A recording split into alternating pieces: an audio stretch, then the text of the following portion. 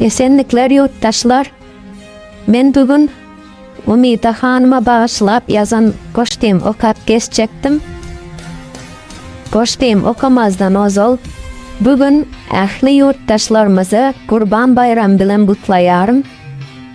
Ve bugün irden Halmrat ağanın Umida hanımın hoş haberi meni degendirdi.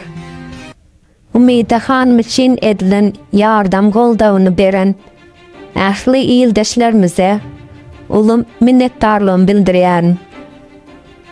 Nasip olsa bu bayramda Umida hanıma sağaman aramıza kavuşsun deyip dile ediyorum.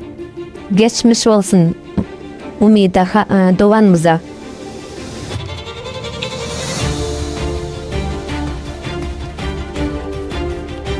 Oğuz neslinden pay alan, halkın yüreğinde yer alan, yaşlarımıza umutlar veren, hak Oğuz zenanı Umida.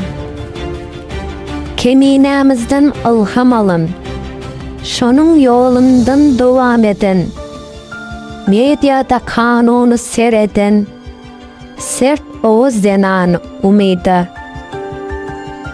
İlki bilen sen bir enesin, yürek dolu arzulu mehirsin. Neslinin geleceği için hiç saatten korkman göreşensin. Alsalar da bağlanı düşman, etmedin sen hiç yine pişman. Gittin öne dize çökmen. Mert Oğuz zenanı Umida. Hakikata aydanın için izime düştüler dönükler. Adalet yok diyenin için seni yok edecekti gömükler. Bugün halkım koramalıdır öne çıkan kahramanlarını. Bugün birlik bolup durmasa berbat eder bu dönükleri. Sağ olun dinleriniz için.